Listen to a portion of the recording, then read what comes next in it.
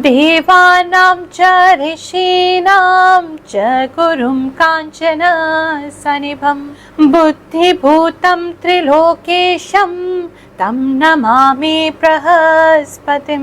जो देवताओं के गुरु हैं और ऋषियों के भी, जो धनदायक हैं और ज्ञानदायक भी, जो गुरुओं के भी गुरु हैं, ऐसे देव गुरु बृहस्पति को हम नमन करते हैं। क्योंकि जो हमारे बृहस्पति हैं वो देवताओं के भी गुरु हैं और वो जाकर के अब बैठ जाएंगे द्वितीय घर में, मेष राशि से वृषभ राशि में प्रवेश कर रहे हैं। तो क्या आप पे परिवर्तन होगा, क्या जीवन में सफलता मिलेगी, यही सब आज जानेंगे। और लास्ट में मैं आपको एक विशेष चीज सिखाने वाली हूँ। आप अपनी जन्म कुंडली में बृहस्पति किस ग्रह के साथ बैठे हैं उसको चेक करिए और उसके हिसाब से क्या फल आपको वो दे रहे हैं या देंगे, ये सारी चीजें आपको सिखाऊंगी। तो अंत तक वीडियो को जरूर देखिएगा। Let's get started.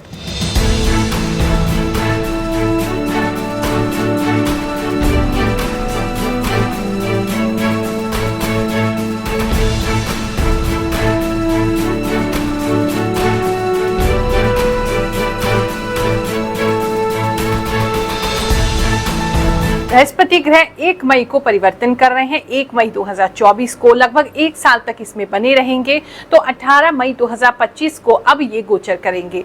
तो 1 साल तक आपके जीवन में क्या प्रभाव होगा वही हम आज जानेंगे। ये जो राशिफल मैं आपको बताने जा रही हूँ आपकी राशि अनुसार बिल्कुल सटीक है, क्योंकि ये ज्योतिष की गणनाओं पर आधारित है। और साथ ही मुझे जो भी आभास शक्ति है, जो भी भगवान की कृपा है, जो भी अपने गुरु का आशीर्वाद है, जो इंट्यूशंस मुझे आती है, उसके बेसिस पे मैं आपको बताती हूँ। और आप ही लोग कहते हैं कि गुरुमाई बिल्कुल सत्य होता है। आप सभी की समस्याओं का निवारण करने के लिए हम सिद्ध दरबार लगाते हैं हर गुरुवार नई दिल्ली पटेल नगर में। जो भी आ सकते हैं अवश्य आए। एक नारियल अपने साथ लेके आए। वो नारियल भी हमें नहीं चाहिए, वो लाल कपड़े में बांध करके आप वापस अपने घर लेके जाएंगे।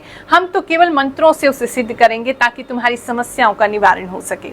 अब तक जो भी सिद्धि कमाई, जो भी पुण्य कर्म हमने अर्जित किए हैं, वो सब उसी नारियल में भर के तुमको दे देते हैं। उसका प्रयोग बताते हैं, करोगे तो जीवन में लाभ जरूर होगा। कन्या राशि वालों, चलिए जानते हैं ये जो बृहस्पति का परिवर्तन है आपके लिए क्या लेकर के आएगा। सबसे पहले जो मैं देख पा रही हूँ वो ये है कि आपको काफी सारी अपॉर्चुनिटीज इस समय में मिलेंगी। आपके 9वें घर में, 9th हाउस में, जो कि आपके भाग्य का स्थान है, वहां पर बृहस्पति आकर के बैठेंगे। अब वहां पर बृहस्पति आने से क्या होगा, भाग्य तो आपका जोर से घूमेगा, भाग्य की चक्री एकदम जोर से घूमेगी और आप भी उसके साथ एकदम घूमते चले जाओगे। तो कई मतलब चीजें इतनी तेजी से घट सकती हैं इस समय में कि आपको पता ही नहीं चलेगा कि क्या हो रहा है। काफी सारी अपॉर्चुनिटीज आपके लिए आप आएंगी, लेकिन साथ ही आपके अंदर एक ऐसा भाव भी आएगा जो थोड़ा अलगाव जैसा होगा। जो चीजें आपको संसारिक सुख में आपको प्राप्त नहीं होंगी, जो आपको संसार अच्छा नहीं लगेगा, अपने आसपास के लोग अच्छे नहीं लगेंगे और आपको थोड़े से कुछ लोगों के बारे में ऐसा पता चल सकता है कि वो आपके साथ शत्रुता निभाना चाहते हैं, वो आपका भला नहीं चाहते हैं। कुछ रिश्तों में ऐसी बात आ सकती है, तो उसकी वजह से आपका मन जो है थोड़ा खिन्न होगा और आप असली भक्ति की तरफ चलने लगेंगे। तो वो थोड़ा भक्ति को बढ़ाते हुए भी ये समय है। तो संसार में दुख पाओगे तभी तो भगवान की तरफ जाओगे। तो उस स्थिति में थोड़ा सा आप आते हुए दिखाई दे रहे हैं।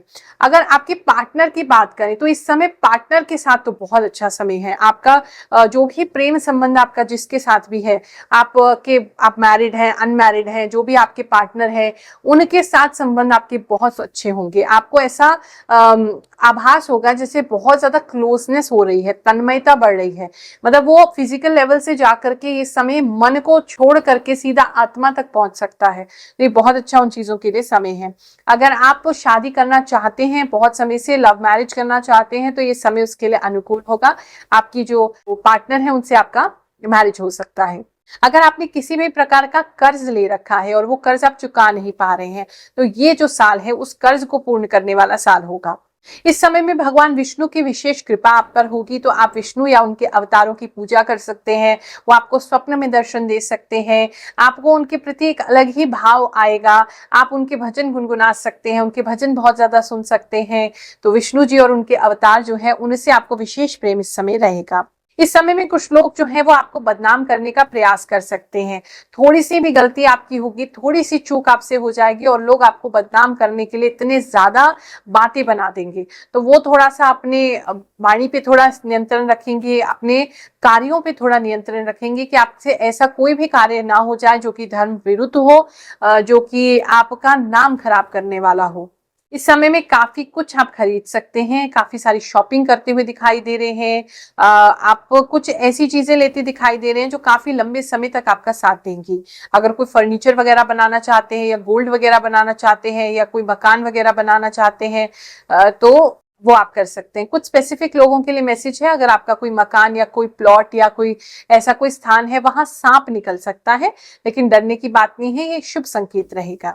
भक्त के साथ चमत्कार हुआ है, चलिए सुनते हैं उनके साथ क्या हुआ, फिर आगे की बात करेंगे। मेरा नाम शैलेंद्र सिंह हाड़ा बासनी है। गुरु माँ के दरबार में आने के बाद जो मुझे फायदे हुए हैं वो बहुत सारे हैं, जिसमें से कि मेरे वैवाहिक संबंध बहुत अच्छे नहीं थे। यहाँ आने के बाद में गुरु माँ की कृपा से बहुत अच्छे हुए, और जो मेरी तनख्वाह थी वो भी मेरी कोई अच्छी नहीं थी, लेकिन हाँ मेरी इनकम में भी बहुत इजाफा हुआ है। और गुरु माँ का जो दरबार है बिल्कुल निःशुल्क है। मैं सभी को ये कहना चाहूँगा कि वो एक बार आएँ और अपना कुंडली दिखाएं और गुरु माँ के उपायों का पालन करें, सभी को लाभ होगा। जय शनिदेव। इस समय में आपको धार्मिक ग्रंथ पढ़ने का, आपको गीता पढ़ने का, रामायण पढ़ने का, इस तरह की आपके धर्म की जो भी बुक्स हैं उसको पढ़ने का बहुत ज्यादा आपका मन करेगा। आपकी इच्छा होगी कि कुछ हम सीखें, कुछ जाने, कुछ पढ़े। मन थोड़ा भी आपका परेशान होगा तो वहां आप उत्तर खोजोगे, तो ये आपके लिए कुछ चीजें बढ़ने वाली हैं। धन की बात करें तो धन में की दृष्टि से आपको लाभ जरूर होगा, इतना तो जरूर होगा कि स्टेबल हो जाओगे। बहुत ज्यादा धन आपको ऐसा नहीं है कि आपको उसके लिए परेशान होना पड़ रहा है या आप अपनी इच्छाओं को पूरा नहीं कर पा रहे हैं। आप सब कुछ इजीली इस समय में कर पाएंगे। भाग्य तो डेफिनेटली आपके साथ है ही, उसका आप लाभ उठाइए। स्वास्थ्य की बात करें तो स्वास्थ्य में इंप्रूवमेंट होती दिखाई दे रही। कुछ लोग जो डिप्रेशन में जैसे आ रहे हैं या डिप्रेशन में बीच में आएंगे तो उसमें इंप्रूवमेंट अपने आप हो जाएगा। आपके अंदर हिम्मत ज्यादा बढ़ जाएगी। अगर किसी चीज से घबराते हैं, डरते हैं, तो हिम्मत आप देखोगे आप में पता नहीं कहां से इतनी हिम्मत आ चुकी है। कुछ लोग जैसे अगर उनके बालों की कोई समस्या है, बाल ज्यादा झड़ते हैं, तो उसमें थोड़ा लाभ होने की संभावना बन रही है बालों के झड़ने में।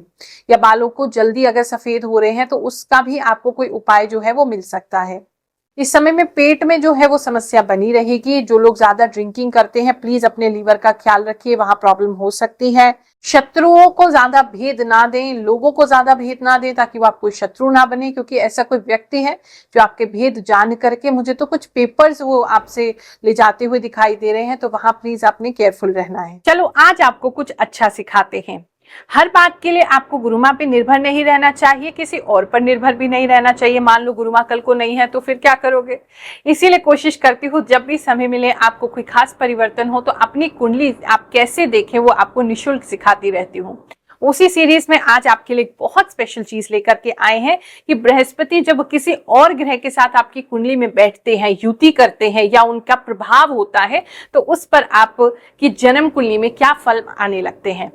तो सूर्य से शुरू करते हुए लास्ट में केतु तक पहुंचेंगे। अब इसको देखने के लिए बड़ा सिंपल सा तरीका है, अपनी जन्म कुंडली खोल लीजिए। जन्म कुंडली में जो लगन चार्ट है उसको खोल लीजिए। अब इसके अंदर आपने गुरु देखना है या बृहस्पति कहाँ लिखा है वो देखना है, और उसके साथ अगर कोई ग्रह बैठे हैं तो उनको देखना है। उनकी युति विशेषकर आपको इस प्रकार का कुंडली में फल देती है। अगर आपकी जन्म कुंडली में गुरु और सूर्य की युति है, यानी वो दोनों साथ में बैठे हैं या उनका विशेष प्रभाव एक दूसरे के ऊपर पड़ रहा है, तो ऐसी स्थिति में गुरु जो है वो ज्ञान के कारक है और सूर्य जो है वो आत्मा के कारक है। तो ऐसी स्थिति में क्या होता है कि आपकी आत्मा जो है वो ज्ञान की तलाश में रहती, खोजती रहती है। आप बहुत जिज्ञासु होते हैं, आपका मन करता है कि कुछ ना कुछ सीखते रहें, बहुत ललायत होते हैं सीखने के लिए, एजुकेशन के लिए, नॉलेज के लिए। ऐसे लोग देखे गए हैं कि हमेशा ही आप तो किसी धार्मिक स्थल से जुड़े रहते हैं, आप धार्मिक पुस्तक खुद पढ़ के दूसरों को पढ़ाने का प्रयास करते हैं, या किसी हायर अथॉरिटी या पोजीशन पर होते हैं जहां आप लोगों को ज्ञान प्रदान करते हैं। तो पहले खुद ज्ञान लेते हैं और जीवन भर ज्ञान लेते ही रहते हैं और दूसरों को आप ज्ञान देते हैं। तो ये बहुत अच्छी एक स्थिति मानी जाती है जहां कहीं ना कहीं आपको अपने लाइफ का पर्पस क्या है वो समझ में आता है, क्योंकि आपकी आत्मा ज्ञान की ओर ही आकर्षित रहती है। दूसरा योग होता है गुरु और चंद्रमा का योग। इसे बहुत विशेष योग माना जाता है। अगर आपकी कुंडली में गुरु और चंद्रमा साथ में बैठे हैं या एक दूसरे पे दृष्टि कर रहे हैं, तो ऐसी स्थिति में क्या होता है कि आप इसे राज योग भी कहा जाता है, गज केसरी योग कहा जाता है। नाम, प्रसिद्धि, धन इसके लिए बहुत बढ़िया है, विशेष राज योग होता है। आपको सफलता जरूर देगा। हाँ, दशा उनकी कब आएगी वो निर्भर करता है, लेकिन जीवन में सफलता और प्रसिद्धि ऐसे व्यक्ति को जरूर मिलती है, क्योंकि चंद्रमा जो है वो आपके मन का कारक है, गुरु जो है वो आपके ज्ञान का कारक है। जब आपका मन ज्ञान की ओर अग्रसर होगा तो जीवन में आपकी सात्विकता आएगी, अच्छाई आएगी, गुडनेस, काइंडनेस आएगी, कंपैशन आएगा, और इस चीजों की वजह से व्यक्ति जो है वो अच्छा होता चला जाता है और उसके आसपास के जो लोग हैं वो उसके नाम सम्मान करने लगते हैं। तो इसीलिए ये युति भी बहुत अच्छी मानी जाती है। तीसरी युति बनती है गुरु और मंगल की। अगर आपकी जन्म कुंडली में गुरु के साथ मंगल बैठे हैं या आपस में दृष्टि कर रहे हैं, तो ऐसी स्थिति में क्या होगा, मंगल जो है वो आपकी वीरता के कारक है, वो आपके करेज के कारक है, बोल्डनेस के कारक है, वो फिजिकल एक्टिविटीज के कारक है, और गुरु जो है वो ज्ञान के कारक है। तो ऐसे में व्यक्ति जो है अपने शरीर के प्रति बहुत सजग हो जाता है, बहुत ज्यादा कॉन्शियस हो जाता है। वो अपनी फिजिकल एक्टिविटीज अच्छा करेगा, उसे अपने शरीर के बारे में ज्यादा ज्ञान होगा, वो ज्ञान दूसरों को भी बांट सकता है। अगर आप देखते हैं किसी का बहुत अच्छा जिम है या बहुत अच्छा वो योग सिखाता है कोई व्यक्ति, तो ऐसी स्थिति में जान लीजिए कि ऐसी युति उनकी जन्म कुंडली में जरूर होगी, क्योंकि जब आपको ज्ञान मिल गया शरीर के बारे में, जीने के बारे में, कैसे इस बॉडी को आपने हेल्दी रखना है, कैसे फिट रहना है, क्या फिजिकल एक्टिविटीज करनी है, तो हमारी आयु जो है बहुत बढ़िया हो जाती है, हेल्थ बहुत अच्छी हो जाती है, आरोग्य हम प्राप्त करते हैं। तो इसीलिए ये युति बहुत ही अच्छी मानी जाती है। व्यक्ति की आयु तो लंबी होती है, साथ में क्रोध पर नियंत्रण भी कराती है। व्यक्ति को ज्ञान आ जाता है कि गुस्सा कब करना है, कितना करना है, किस पर करना है, वो क्रोध को भी वश में कर लेता है। बहुत ज्यादा चंचल स्वभाव नहीं रहता है, बहुत ईगरली, बहुत जल्दी जल्दी निर्णय नहीं लेते हैं, जो भी करते हैं बड़ा सोच समझ के ठहराव के साथ करते हैं। चौथी स्थिति है गुरु और बुध की। इसके अंदर अगर आपकी जन्म कुंडली में बुध और गुरु साथ में बैठे हैं और या फिर एक दूसरे को दृष्टि दे रहे हैं, देख रहे हैं, तो ऐसी स्थिति में भी जो बुद्धि है वो आपकी ज्ञान के प्रति आकर्षित रहती है। आपका जो इंटेलेक्ट है, जो इंटेलिजेंस है, वो हमेशा ही हायर नॉलेज चाहती है। जो किताबों में है केवल वही ज्ञान नहीं, उससे ऊपर कुछ चाहती है, तो आप उसकी खोज में हमेशा लगे रहोगे। ये व्यक्ति जो भी होते हैं हमेशा ही ऐसे जातक दूसरे व्यक्ति को बहुत अच्छा ज्ञान देते हैं, बहुत अच्छा एडवाइस देते हैं, हमेशा हायर पोजीशन पे देखे जाते हैं, किसी स्कूल या इंस्टीट्यूशन या कॉलेज या उसमें आपके किसी बड़े ऑर्गेनाइजेशन में हेड होते हैं, जहां इनकी बुद्धि जो है वो बहुत ज्यादा, लोग इनको ज्ञानी मानते हैं, इनकी बुद्धि बहुत अच्छी होती है, अपनी बात, ये ज्ञान की बात बहुत अच्छे से रख सकते हैं, शब्द भी इनके पास होते हैं। तो ऐसी स्थिति भी हायर नॉलेज के लिए, हायर विजडम के लिए, ज्ञान प्राप्ति के लिए बहुत अच्छी मानी जाती है। ऐसे में बुद्धि जो है ज्ञान के कंट्रोल में चली गई है, तो आपकी बुद्धि बिल्कुल भी चंचल नहीं रहती है, स्थिर रहती है, मन बहुत ज्यादा भटकता नहीं है, बुद्धि बहुत ज्यादा आपको इधर उधर नहीं लेके जाती, बड़ा फोकस बना देती है। तो ऐसे लोग गंभीर भी होते हैं और बहुत इंटेलेक्चुअल होते हैं। पांचवी स्थिति है जहां गुरु शुक्र के साथ मिलते हैं, यानी शुक्र और गुरु अगर एक घर में बैठे हैं या फिर इनकी दृष्टि हो रही है, तो ऐसी स्थिति में क्या होता है, गुरु देवताओं के गुरु हैं, शुक्र जो है वो दैत्यों के गुरु हैं। एक जो है आपको योग की ओर ले जाते हैं, दूसरे आपको भोग की ओर ले जाते हैं। तो ऐसे में व्यक्ति जो है ना, या तो अगर दोनों ही अच्छे हैं तो बैलेंस में रहेगा, यानी अगर मीन राशि में है जहां शुक्र उच्च के हो जाते, बृहस्पति अपने घर के हो जाते, ऐसा व्यक्ति बड़ा बैलेंस में रहेगा। उसे पता है कितना संसारिक रहना है और कितना उसे आध्यात्मिक रहना है। लेकिन बाकी किसी घर में अगर ये स्थिति बनती है, किसी और राशि में बनती है, तो ऐसे में देखा गया व्यक्ति थोड़ा कंफ्यूज ज्यादा रहता है। वो कभी आप उसके एक्शंस देखोगे, कभी तो उसके अंदर इतनी भक्ति आ जाएगी कि उससे ज्यादा भक्ति कोई कर नहीं सकता, इतना ज्यादा वो ध्यान मग्न हो जाएगा, और कभी उसका मन बिल्कुल विरक्त हो जाएगा, उसको संसार अच्छा लगेगा, घूमना फिरना, पैसा कमाना। तो उसकी लाइफ में इस तरह के उतार चढ़ाव जो है वो आते रहते हैं। ऐसी स्थिति है आपकी कुंडली में और आपको कंफ्यूजन बहुत है कि क्या करना है, तो बैलेंस लाने की कोशिश करो, नियम बनाओ कि हमें थोड़ी भक्ति भी करनी है और थोड़ा हमने इस संसार को भी भोगना है। ऐसे लोग जो हैं वैसे उनके लिए बहुत अच्छी सफलता रहती है, इन दी सेंस कि घर जरूर अच्छा होगा, सारे ऐशो आराम के साधन आपको प्राप्त होंगे, आपके पास गाड़ी जरूर होगी और आपको प्रसिद्धि जरूर मिलेगी। लोग आपको अच्छा जानेंगे, आपके बारे में नाम होगा आपका कहीं ना कहीं, और आपको रिस्पेक्टफुल वे में लोग देखेंगे।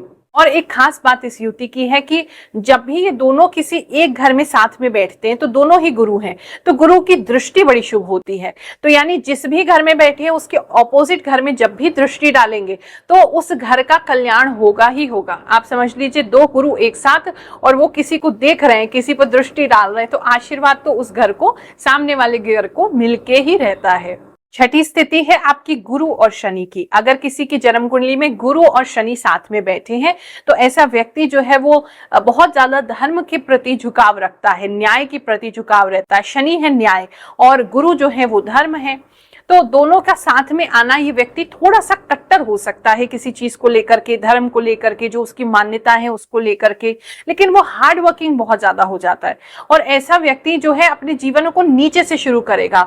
उसका जन्म एक ऐसे स्थान पे होगा जहां उसे बहुत ज्यादा अभाव देखना पड़ा है, लेकिन मेहनत से वो इतनी जल्दी आगे पहुंचेगा कि आसपास के सारे लोग जो है वो हैरान रह जाएंगे। ऐसे जो लोग हैं दूसरों को बहुत अच्छी सलाह देते हैं।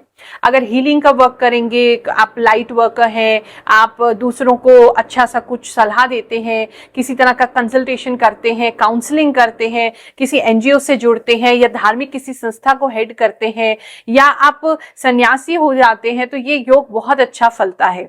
और कार्य स्थान पे ऐसे लोग हमेशा ही प्रसिद्ध होते हैं, अपना अच्छा करते ही करते हैं। कार्य स्थान पे इनको लाभ की प्राप्ति जरूर होती है, बस संघर्ष जरूर करवाते हैं शनि, और विरक्ति जरूर देते हैं कि आपको धन की तरफ ज्यादा आकर्षित आप नहीं होंगे, थोड़ा विरक्त होकर के आप काम करते हैं। अब बात करते हैं गुरु और राहु की। अगर आपकी जन्म कुंडली में राहु और गुरु की स्थिति साथ में बन रही है, साथ में एक घर में बैठे हैं या एक दूसरे पे दृष्टि रखते हैं, तो ऐसी स्थिति में जो गुरु हैं वो तो आपको पता ही देवताओं के गुरु हैं, धर्म के स्वामी हैं, और राहु जो है वो दैत्य हैं। अब ऐसे में व्यक्ति जो है वो चांडाल दोष से पीड़ित होता है। कुछ स्थितियों में राजयोग भी इसे कहा गया है, लेकिन कुछ स्थिति में अगर ये युति आपकी बन रही है, लगन में बन जाए, किसी अच्छी राशि में, या फिर ये बन जाए आपकी चौथे घर में, सप्तम में या दशम में, तो इसमें राजयोग फलित हो सकता है। अगर गुरु अच्छा है और गुरु की डिग्री अच्छी है, वो राहु का अपने साथ ले लेता है तो बहुत बढ़िया रहेगा। लेकिन अगर राहु की डिग्री ज्यादा है और गुरु दब जाते हैं, या फिर गुरु किसी बुरी राशि में बैठे हैं, नीच राशि में बैठे हैं, तो आपको लाभ नहीं मिलेगा। और अगर ये स्थिति आपकी 6, 8, 12 में से कहीं भी बन रही है, गुरु खराब हो रहे हैं, तो कभी भी अच्छा रिजल्ट नहीं देगी। व्यक्ति अगर नेगेटिव बात करें तो कंफ्यूज बहुत रहता है, ज्ञान बहुत है, जानता सब कुछ है, लेकिन कर कुछ नहीं पाता है।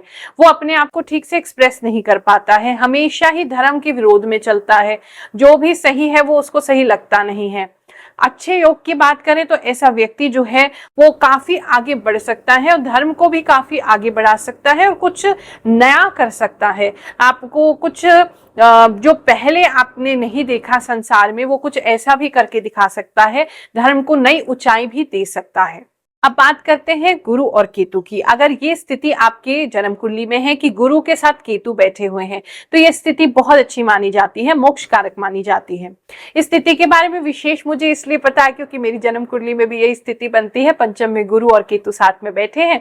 तो ऐसा व्यक्ति जो है वो हर चीज में रहते हुए भी हर चीज से विरक्त रहता है, क्योंकि केतु जो है वो अलगाव देते हैं, डिटैचमेंट देते हैं, हम किसी चीज से जुड़ने नहीं देते हैं। और गुरु जब उनके साथ आ जाते हैं, क्योंकि केतु के हाथ में हमेशा धर्म की ध्वजा रहती है, धर्म को बहुत सपोर्ट करते हैं, तो ऐसा व्यक्ति जो है वो धर्म से जुड़ता है और उसके बाद उसे जीवन में अलगाव होने लगता है, मतलब हर चीज में डिटैचमेंट होने लगता है। तो ऐसा व्यक्ति जो है वो डिटैच अगर रहेगा तो उसके जीवन में बहुत उन्नति होगी, बहुत तरक्की होगी, धार्मिक होता है। ऐसा व्यक्ति अपने जीवन में मोक्ष को प्राप्त कर सकता है, जीते जी मुक्त हो सकता है। बहुत अच्छी ये स्थिति है। इस स्थिति में एक विशेष बात यह है कि व्यक्ति धार्मिक से ज्यादा आध्यात्मिक होता है, यानी कि शून्य की तरफ जाने लगता है। उसको मौन रहना ज्यादा पसंद होता है, एकांत में रहना ज्यादा पसंद होता है और अध्यात्म ज्यादा पसंद होता है, यानी कि वास्तव में सृष्टि कैसे बनी और उन सभी तत्वों का ज्ञान उसको आने लगता है। आत्मज्ञान विशेषकर उसको होता है। अगर ये स्थिति आपकी 8 और 12 में बन जाए तो बहुत ही अच्छा माना जाता है। यहाँ से कहा जाता है कि आप बहुत ज्यादा डीप नॉलेज आप इस संसार की अटेन करेंगे और उसके बाद मोक्ष की प्राप्ति जरूर करेंगे। ये जो बृहस्पति का ट्रांजिट है, जो इनका गोचर है, आप सबके लिए बहुत शुभ जाए। मैं यही प्रभु से प्रार्थना करती हूँ, बृहस्पति देवता से खास प्रार्थना करती हूँ, आप सभी को आशीर्वाद देती हूँ। आप सभी अपने जीवन में खुश रहिए, स्वस्थ रहिए। जय शनिदेव, जय श्री कृष्ण।